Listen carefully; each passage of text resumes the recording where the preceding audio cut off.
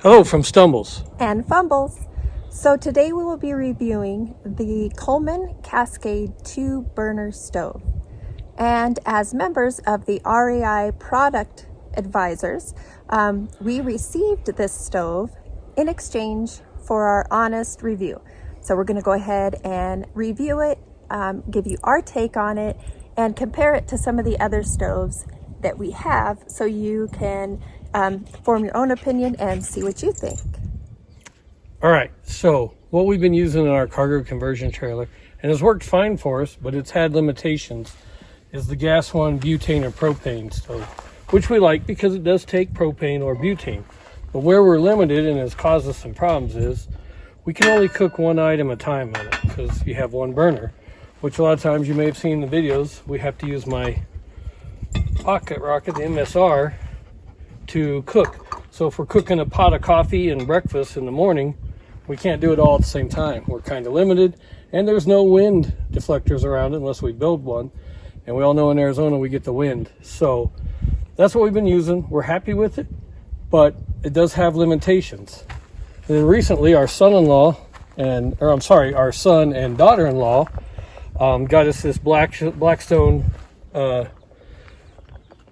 grill, I guess is what you call it, which we really love, but it's big, and I think we're going to use it more for around the house because it does come. They also got us Fumbles a nice one for Mother's Day carrying case for it, and we do use it and we like it. It cooks amazing burgers and stuff, but we would need something in addition to that. So kind of by going with the Coleman, I think we can combine both of these into one.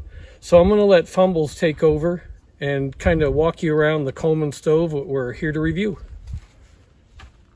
So this Coleman stove was so easy to set up. Took it out of the box. The only part that was separate was the propane line and the burners, or the little wire racks there. So those are the only two things that we had to put together, which were so simple. And I am really a fan of the color. I like that they kind of went away from the dark green Coleman and did this lighter green. I'm a fan of that. I do appreciate the 2 burners. Also the wind deflectors, as you can see, when our 1 burner stove, our gas one, doesn't have any deflectors, so that's going to be a plus. And it was super easy to turn on. So we'll go ahead and get some coffee going and some food, and we'll show you how it cooks.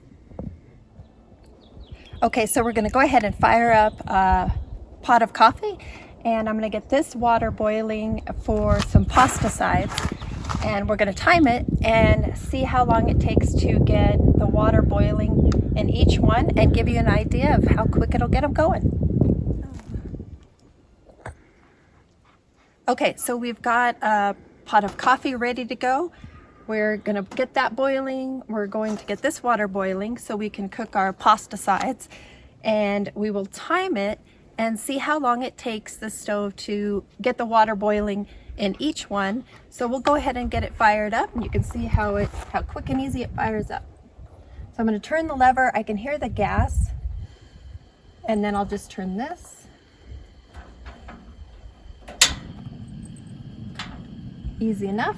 Let's go ahead and do it with the second one.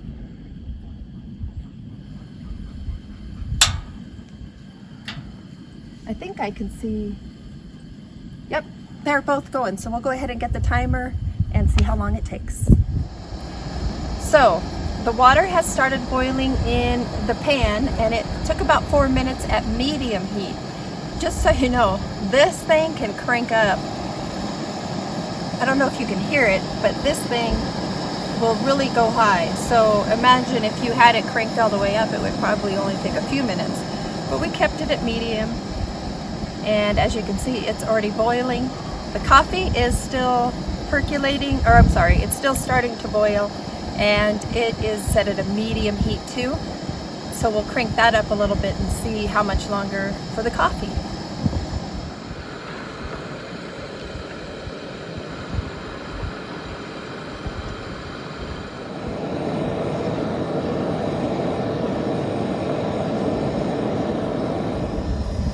So it took 6 minutes and 30 seconds to get the coffee percolating. If you wanted instant coffee, it probably would have been quicker to just boil the water. But because it's a percolator, it took a little longer, and that was just at medium heat. So if we would have had it all the way up higher, it would have been quicker. But I'm happy with it, and I like the fact that with the 2 burners, I could have my coffee going and making breakfast at the same time. So that's definitely a plus. So from stumbles And fumbles. we're going to close this out. And one thing I want to say is that I really like this stove. I've had a couple of the old Coleman stoves in the past, long time ago, that were similar to this, but they were the ones that took, I think it was called white gas, had the red tank, and you had to pump it, prime it, pressurize it, whatever, and then you would have your stove carry your fuel along with you. But this was just so much easier. It's really came a long way. So from you?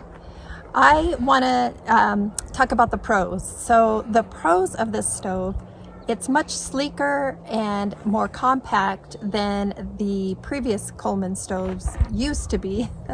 And I love the 2 burners. It's easy to get going. The color, I'm a big fan of the color also. I cannot really think of any cons. Maybe because we have the gas 1 stove that also uses butane. It would be nice if this used both. That's minor and something we can live without. So I'm a fan. Thank you to REI for allowing us to review the stove and keep the stove in exchange for our honest review. And I do think one other thing, I think the gas 1 stove, we're still going to use it, but it's going to go in our side-by-side. So when we take those long rides, we'll have a smaller stove with us with the little butane that we can cook on out there, etc., or make coffee. And this is definitely going in our cargo trailer conversion. Yes. Do you agree? Yes, I totally agree. All right. So until next time.